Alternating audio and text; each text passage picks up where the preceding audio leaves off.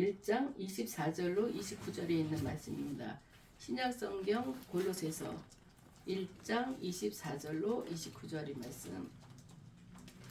제 페이지로서는 325쪽에 있습니다. 골로새서 1장 24절로 29절에 있는 말씀.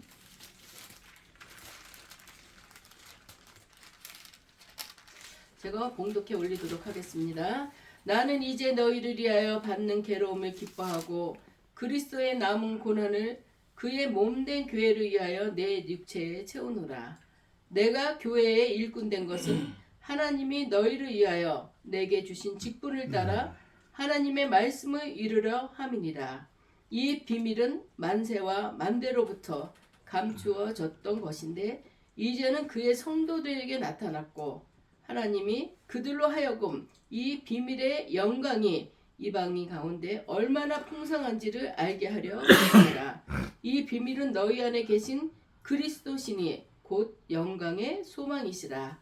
우리가 그를 전파하여 각 사람에게 권하고 모든 지혜로 각 사람을 가르침은 각 사람을 그리스도 안에서 완전한 자로 세우려 함이니 이를 위하여 나도 내 속에서 능력으로 역사하시는 이의 역사를 따라 힘을 다하여 수고하노라. 아멘. 기도드리겠습니다. 할렐루야. 살아계신 아버지 하나님, 주님의 은혜를 진실로 감사합니다. 오늘 주님의 날, 주님의 귀한 성도님들, 아버지 하나님 이 자리를 기억하고 이 날을 기억하고 이 자리에 나와 예배드리길 원합니다. 아버지 같이 하여 주시옵소서. 우리가 그냥 앉아있는 시간이 아니라 성령이 역사하는 시간이 되게 하여 주셔서 성령의 은혜 가운데 진정과 신령으로 주님 앞에 예배드릴 수 있도록 주님 도와주옵고 이 예배를 통해서 주님 역사하여 주시옵소서. 이 예배를 통해서 우리 주님이 도와주심으로 말미암아 주님의 음성을 듣는 시간이 될 수 있도록 우리 주님 도와주시옵소서. 모든 것 주님께 맡기며 사랑 많으신 예수 그리스도 이름으로 기도드리옵나이다. 아멘.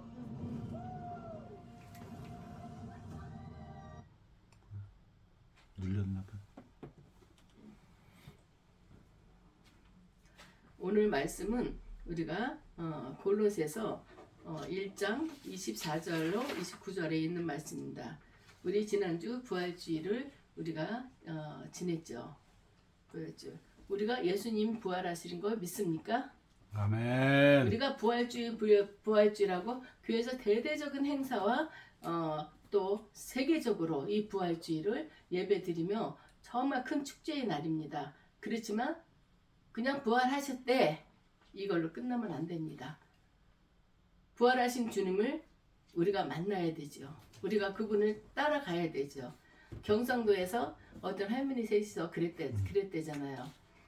우리 며느리가 어머니 저 교회 경상도 사투리인데 어머님 저 교회 가겠습니다. 이렇게 갔더니 할머니 셋이 앉다가 자네 며느리는 맨날 교회만 들락날락 탔나? 교회 가면 누굴 믿나? 그랬더니 그 예수님 믿는다 안 가노?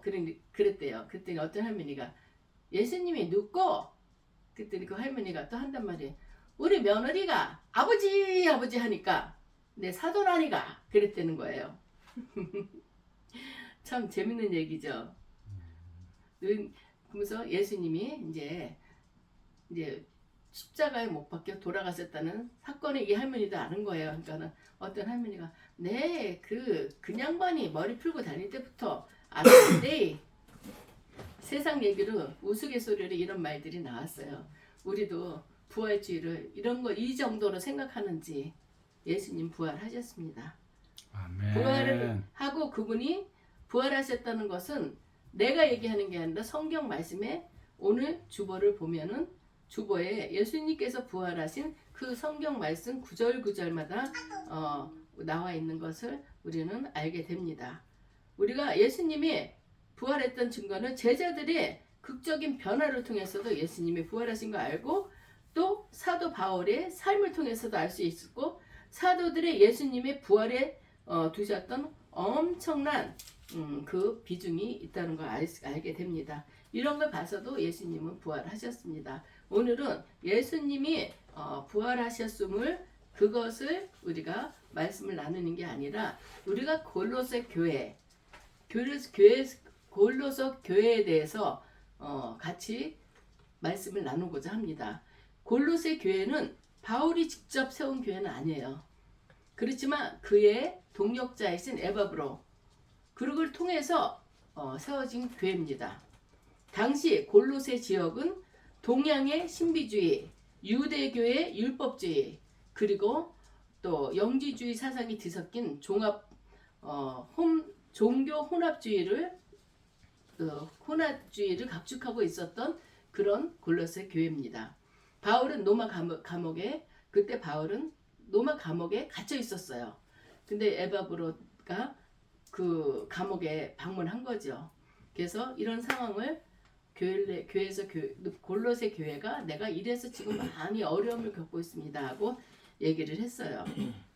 그랬더니 로마 감옥에서 그 바울이 그 골로새 교회에다 편지를 쓴 내용입니다. 편지를 쓴 것은 이 사람들을 위로하기 위해서. 오늘 우리는 골로새서 1장 24절로 29절의 말씀을 통해서 사도 바울이 고난 속에서도 기뻐하고 또 하나님의 비밀을 전파하는 그런 사명을 어떻게 수행했는지를 깊이 있게 살펴볼 필요가 있습니다. 이 짧은 구절들에는 바울의 신앙과 또 사역의 핵심이 담겨 있다는 거, 우리는 그걸 알 수 있게 됩니다. 우리는 바울의 고난에서 배우는 기쁨, 고난을 당하는데도 기쁘고 하나님의 비밀을 알게 되고 그리고 영광의 소망에 대해서 우리가 생각하게 됩니다. 사도 바울은 자신이 교회를 위해 받는 괴로움을 기뻐한다고 고백하고 있습니다. 이 우리 성도님들 중에서 고난당하는 걸 기뻐하시는 분 있으신가요? 사람이라면 누구나 고난은 피하고 싶죠. 고난은 피하고 싶어요. 기쁘고 즐겁고 행복한 일들만 가득가득 있었으면 좋겠어요. 근데 사도 바울은 교회를 위해서 받는 괴로움을 나는 기쁘게 생각한다. 이것은 우리의 상식과는 너무 어긋난 모습이에요. 고난이 유익이라고 그러고 내가 교회를 위해서 핍박받는 거 난 그게 너무 기뻐. 그러면 저 사람 좀 생각이 우리랑 틀리네, 뭐 잘못된 거 아니야? 이렇게 생각할 수 있습니다. 바울은 자신의 고난이 그리스도의 남은 고난에 동참하는 것이라고 믿었습니다. 그리스도의 고난, 십자가에 못 박혀 돌아가셨고 또 사흘마다 부활하신 이런 사건들을 돌이켜볼 때 예수님의 고난에 내가 조금이라도 동참하는 것이다. 이렇게 생각했기 때문에 이렇게 생각한 게 아니라 믿었어요. 그렇기 때문에 나도 그리스도의 고난에 조금이라도 동참할 수 있다. 그래서 기쁘다. 이렇게 표현할 수 있었던 것이죠. 그리스도의 고난이 그의 몸된 교회를 위해서 이루어진 것이라고 믿었고 자신이 그 고난에 참여함으로써 교회가 더욱 강성해지고 또 풍성해진다는 것을 그는 믿었기 때문에 그리스도의 고난에 당신은 기뻐한다고, 이 괴로움에 난 기쁘다, 이렇게 말을 할 수가 있었던 것입니다. 우리는 일상 속에서 겪는 고난과 어려움이 때로는 하나님의 큰 계획 속에 포함되어 있다는 것을 깨닫는다면 우리는 그 어떤 고난 속에서도 기쁨을 찾을 수 있습니다. 그렇지만 왜 나만 겪는 고난이냐고, 예수 믿는 사람이 나 하나야? 누구도 믿고 근데 누구도 믿고 이런 사람들을 보면 교회는 다니면서도 세상적으로 풍요롭게 잘 되는 사람들, 그런 사람들을 꼬집는 거예요. 이 사람도 교회 다닌다고 다 했지 못했지 다 하고 다녀. 근데 이 사람 어려움 안 당해. 왜 나는 열심히 살았는데 나는 왜 이렇게 어려움을 당해?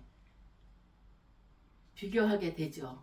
그런데 우리가 알아야 될 것은 마귀는 영양가 없는 것들은 건드리지 않아요. 어느 집에서 어떤 사람이 병을 앓고 있는데 목사님을 모시고 기도를 했어요. 그랬더니 그 마귀병을 귀신 들린 환자를 치료하고 예배를 그분을 위해서 예배를 하고 있는데 그랬더니 이 누워있는 사람을 통해서 야, 너 목사야? 너 보니까 내가 볼 때 너 목사 아니야. 속은 텅텅 비었고 너 이름만 목사지? 그리고 목사를 조롱하고 있는데 밖에서 어떤 애가 학교를 갔다 오면서 삐끄덕하고 문소리가 나니까 마귀가 벌벌벌벌 떨더래요. 얘를 보고 떠는 거예요. 어리지만 얘 안에는 오직 예수 하나님 영으로 채워져 있기 때문에 마귀가 때문에 제가 제일 무서운 애라고. 그래서 도망간다고 그러더라는 것이에요. 우리는 그것을 우리는 알아야 돼요. 우리가 교회만 다닌다고 모든 것들이 다 잘 되고 모든 것들이 다 아름답게 이루어지고 마귀는 영양가 없는 사람은 안 건드려요. 그렇기 때문에 우리에게 고난이 온다 하면 그래 맞아. 마귀가 내가 이제 하나님 앞에 맡겨진 사명을 감당하려고 하니까 그걸 못하게 해서 마귀가 나를 건드는 거나 기쁘게 여기는 거예요. 그래 네가 이기나 내가 이기나 해보자. 난 너를 이기면 난 하나님 앞에 한 등급 더 올라가서 하나님을 더 기쁘시게 할 수 있어. 이런 생각을 할 때 우리는 고난이 오고 힘든 일이 와도 다 참을 수 있고 겪을 수 있다는 것을 얘기하고 있습니다. 아멘. 이 모든 것들이 우리가 겪는 모든 일들이 하나님의 계획이 없는 건 없습니다. 이걸 통해서 하나님이 나를 훈련시키고 연단시켜서 하나님 보시기에 정금과 같이 나타나기 위해서 한다는 걸 우리는 그걸 깨달아야 되고 어려움이 올 때 이 어려움을 내가 어려움 속에서 낙심하지 말고 하나님 나는 힘이 없어요. 그렇지만 나를 창조하신 여호와 하나님 나 힘주세요. 이길 수 있는 힘주세요. 날마다 기도하고 애쓰면 하나님이 주시는 힘으로 어려움을 이기고 어려움을 이긴다는 것은 마귀를 물리치고 내가 승리한다는 것입니다. 그러니까 우리가 어려움 당할 때 하나님의 깊은 뜻을 깨달을 수 있는 우리가 될 줄을 믿습니다. 바울은 자신이 교회의 일꾼이 된 것은 하나님의 주신 경륜을 따르는 것이라고 했습니다.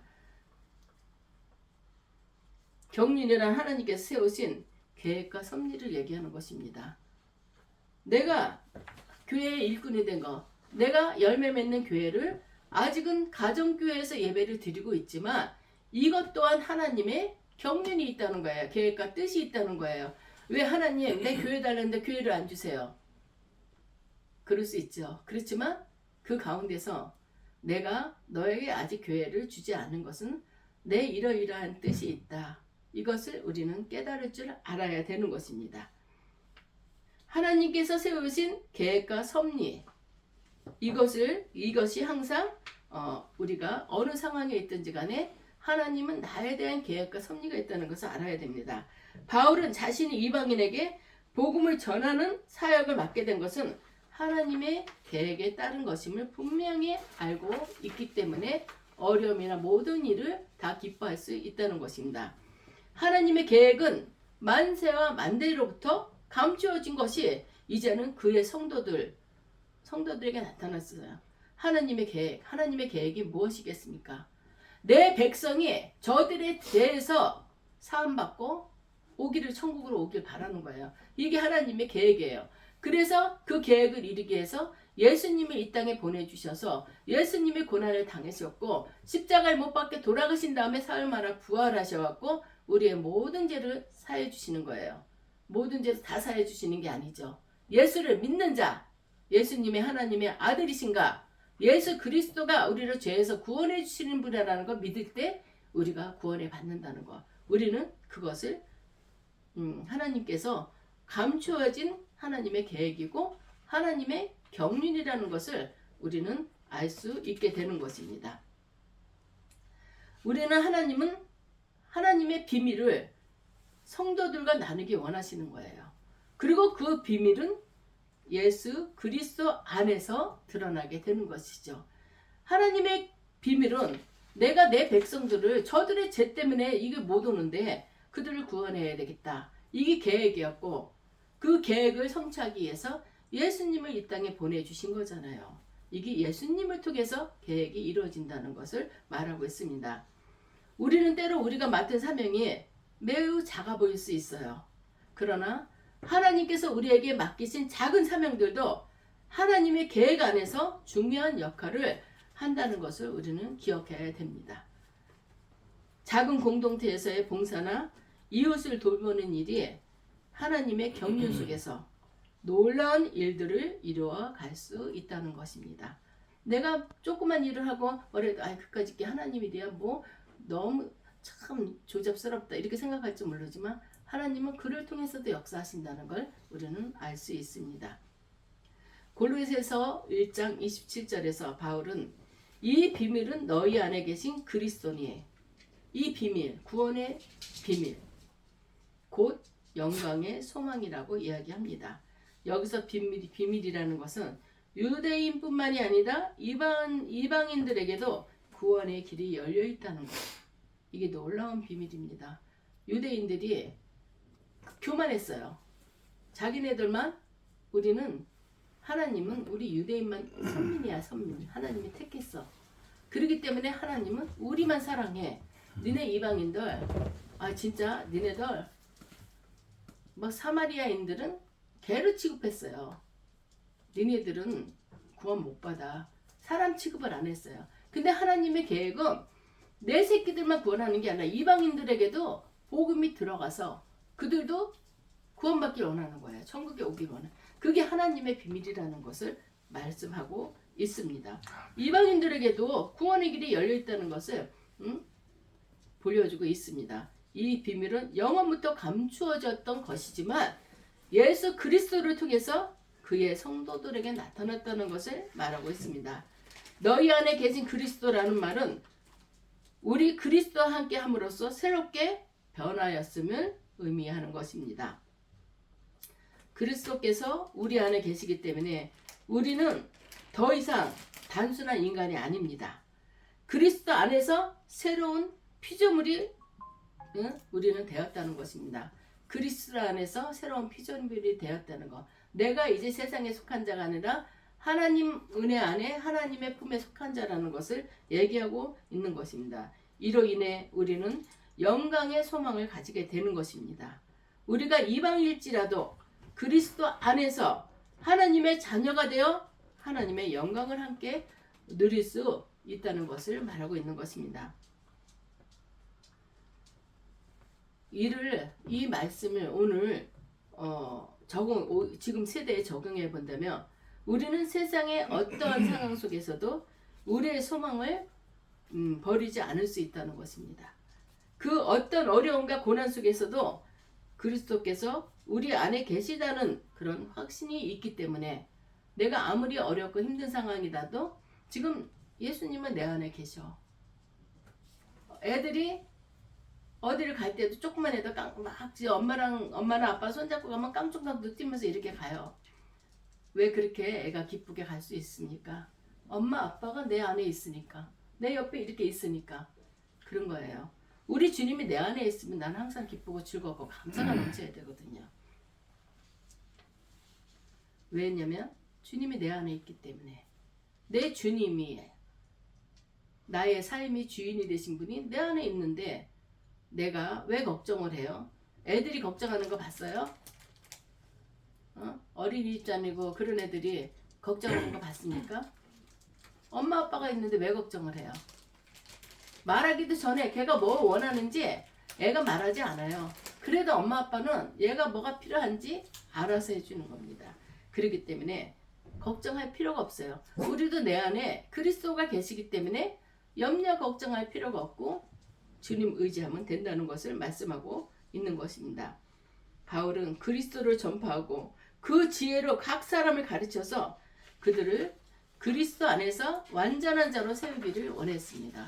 예수 그리스도 안에서 완전한 자로 세운 것입니다. 완전한 자라는 것은 그리스도 안에서 온전해지고 성숙한 신앙인을 의미하는 것입니다. 예수를 믿는다 하더라도 교회만 왔다 갔다 하는 성도들이 얼마나 많아요. 그렇지만 난 그것도 감사해요. 그래도 세상 쪽으로 흐르지 않고 믿음이 없다 하더라도 어쨌든 간에 성전에 나오는 게 자체가 감사한 거죠. 애들이 공부 잘하는 애만 학교 나옵니까? 공부 못하는 애들도 나와요. 그렇다고 공부 잘해야만 졸업장 줍니까? 나오면은 3년 동안 나오면 졸업장 줍니다. 우리가 믿음이 있다 없다는 하나님밖에 모르는 거예요. 세상에 흐르지 않고 속하지 않고 주님의 날이기 때문에 교회 와서 조는 사람 많아요. 그리고 또 이렇게 왜 이렇게 소설을 쓰는지 막 또 이렇게 낙서하는 사람들도 많고 그렇지만 그 사람 하나하나도 다 감사한 거예요. 집에서 뒹굴뒹굴하면서 글 쓰는 것도 아니고 그래도 하나님 앞에 나와서 저렇게 응? 나오기 힘들었지만 저렇게 하나님 앞에 나왔구나. 이 자체가 참 감사하다는 생각이 듭니다. 아멘. 우리는 각 사람이 주님께서는 우리를 온전한 자라고 그는 우리가 온전해지고 성숙한 신앙이 갖기를 원한다는 것입니다. 바울은 단순히 지식을 전하는 것이 아니라 각 사람이 그리스도 안에서 성장하고 성숙해가는 것을 목표로 삼고 있는 것입니다. 이는 목회자나 선생님의 모습과도 비슷하죠. 좋은 목회자나 선생님은 단순히 정보를 전달하는 것이 아니에요. 성도나 학생들이 스스로 생각하고 또 성장할 수 있도록 돕는 것입니다. 스스로 생각. 우리 때는 무조건 암기하고 무조건 순종하고 했지만 요즘에는 애들이 어떤 문제를 보고도 어떤 이렇게 소설책을 보더라도 우리가 생각했던 그런 것보다도 얘가 왜 이랬을까 이렇게 하면 됐을 때는 자기 생각이 들어가는 거예요. 목사님이나 선생님들도 마찬가지라 그랬잖아요. 우리 성도들한테 정보를 주님의 말씀만을 전하는 것이 아니라 우리 성도들이 스스로 생각하고 성장할 수 있도록 돕는 것이죠. 말씀의 은혜를 받고 기도하고 오늘날 교회에서의 제자훈련이나 작은 모임에서의 성경 공부도 같은 맥락에서 이루어지는 것입니다. 모든 지혜로 각 사람을 가르쳐서 그들이 스스로 신앙생활을 할 수 있도록 도와줘야 되는 거예요. 현대의 예를 들며 우리는 각자의 교회나 공동체에서 어떤 노력을 할 수 있을까요? 교회 내에 다양한 교육 프로그램이 있잖아요. 성경 공부도 있고 또 기도회도 있고 제자 훈련을 통해서 성도들이 성경을 스스로 해석하고 이해하며 하나님의 더욱 깊은 교제를 나눌 수 있도록 도울 수 있습니다. 이러한 노력이 각 사람이 그리스도 안에서 온전한 자로 서로 하는 중요한 과정이 될 것입니다. 이런 것을 통해서 온전하게 맞아 성경을 내가 보기만 하지만 그 안에 담긴 하나님의 뜻을 깨닫지 못할 때가 많이 있어요. 설교를 통해서 듣지 못할 때 또 성경 공부를 통해서 이게 이거였구나 우리 깨달을 수 있어요. 그러면 주님을 더 알게 되고 깊이를 알게 되고 그 뜻대로 우리가 행할 수 있다는 것이죠.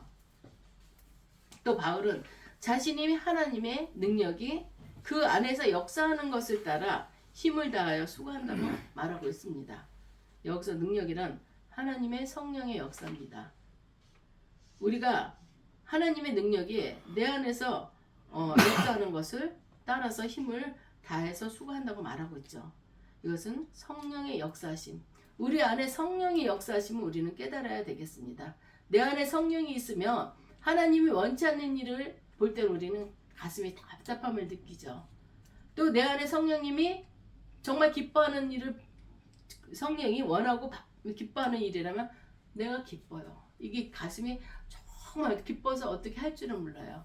내 안에 성령이 있기 때문에 성령의 인도함 가운데 우리가 살도록 우리는 애써야 되겠습니다. 아멘.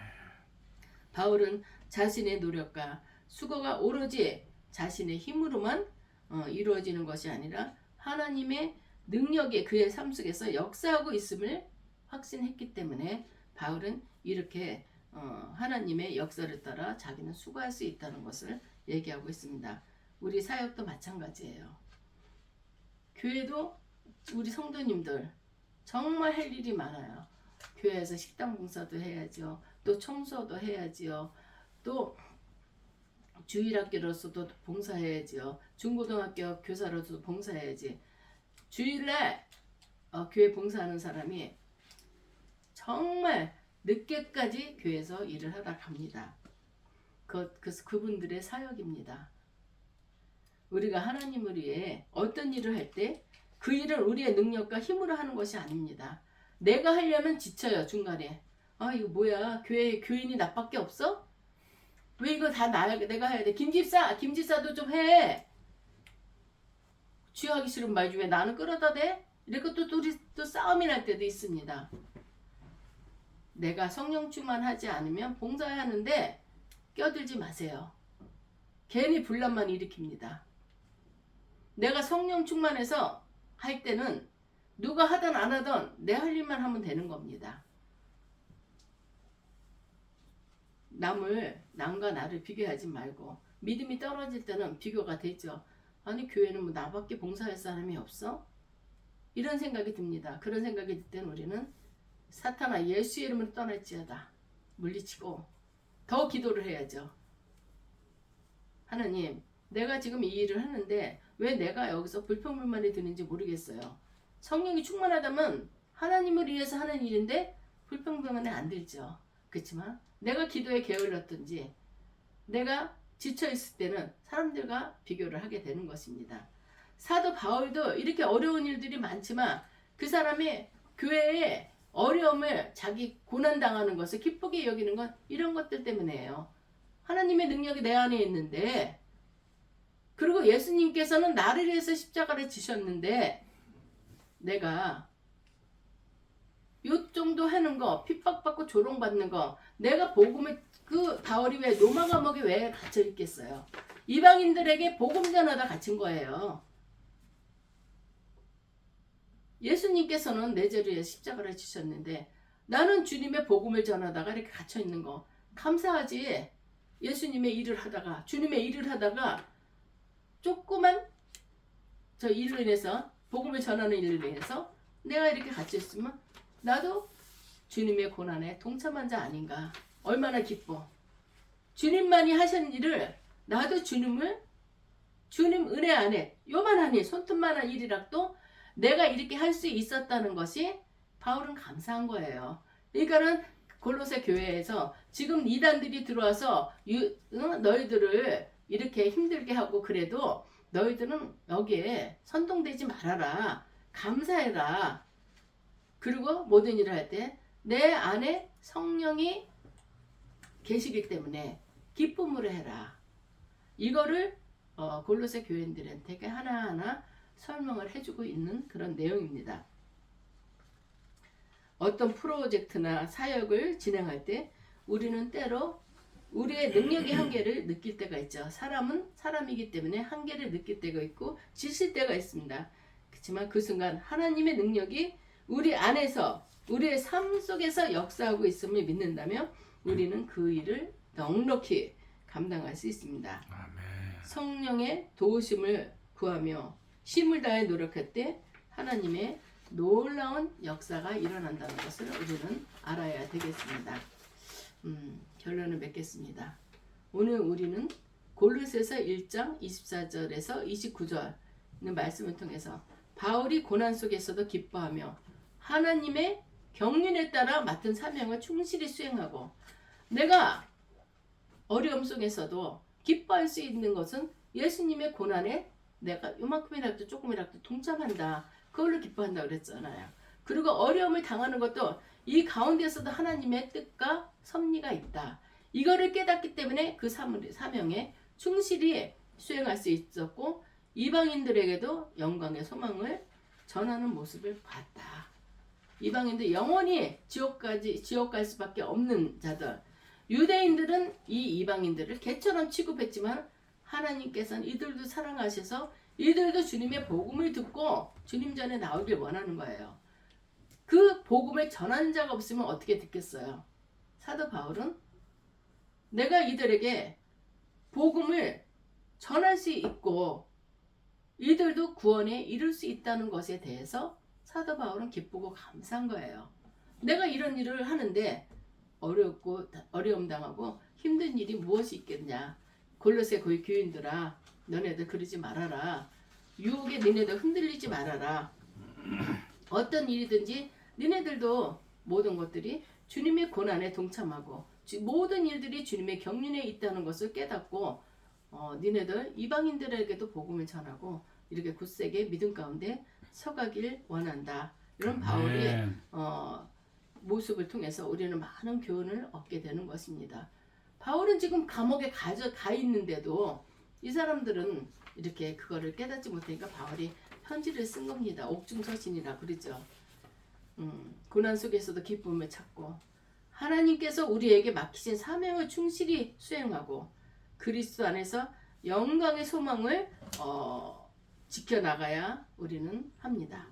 그리고 우리의 사역과 노력들이 단지 우리의 힘과 능력이 아니라 하나님의 능력이 우리를 통해 이루어진다는 것을 기억해야 됩니다.